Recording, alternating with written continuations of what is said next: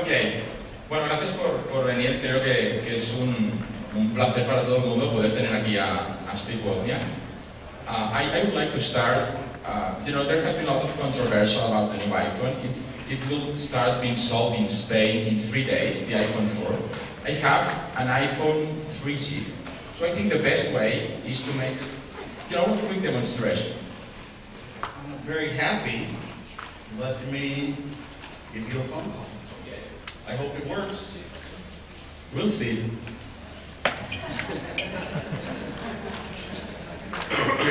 Not by the moment. So we would say,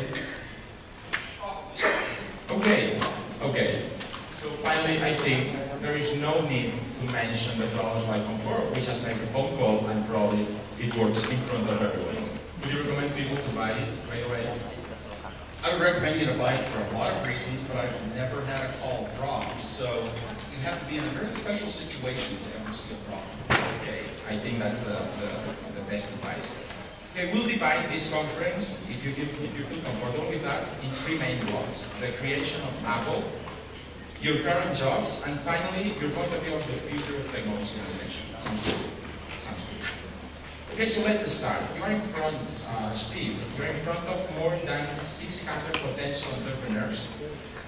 And I'm sure one of them will eventually create a company like Apple, Microsoft, Yahoo, wherever. So I think the best lovely way to start would be with a message to all those people, starting with the point of view when you were thinking about I could create a fruit company or wherever, and think that they are from Spain, because here a lot of people say it's impossible to create something big on the IT world from Spain, only it happens in the US. I speak to a lot of important conferences in the world, but this floor, right now, is the most important floor in the world. I think the future resides here.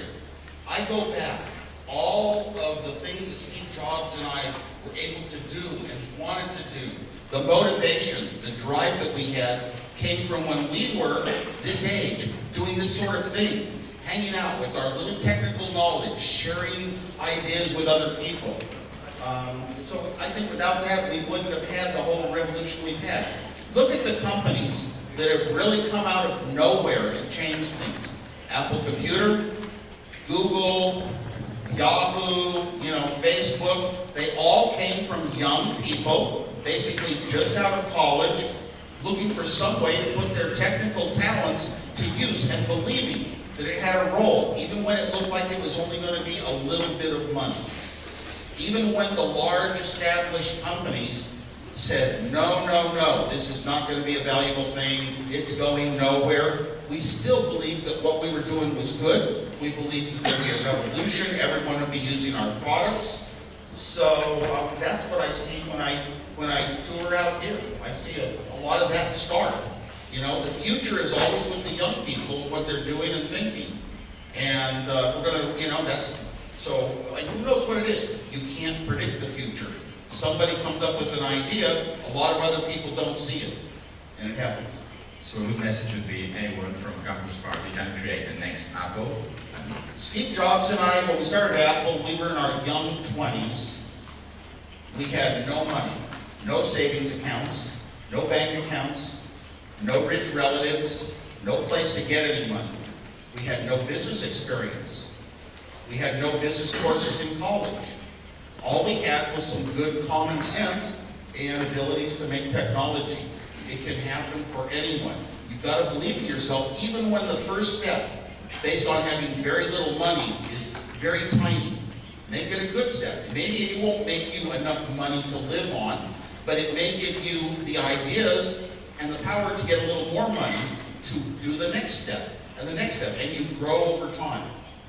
That's right. I think about the Apple Foundation, I think it would be really interesting to know which are your best and your worst memories about starting a company like Apple when it was not that known like now.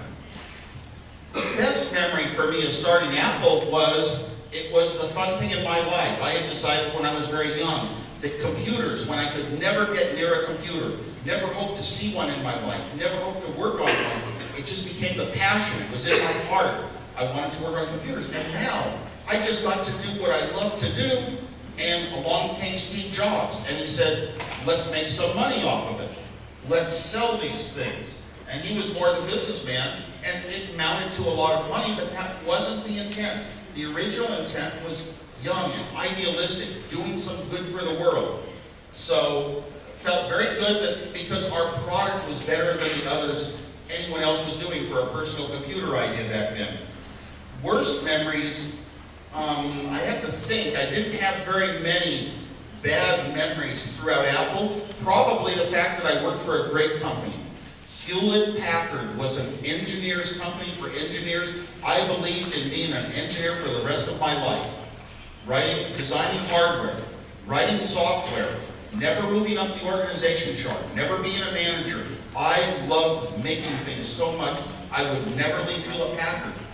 When we started Apple, and we actually raised some money, the person who put the money in said that I had to leave Hewlett-Packard. Very difficult decision. At first I said no, and then I realized even if we start Apple, I can still be an engineer. So I left Hewlett-Packard. That was hard.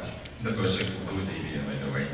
So, I would say, being that idealistic, it's not probably the best thing when you are trying to start a company.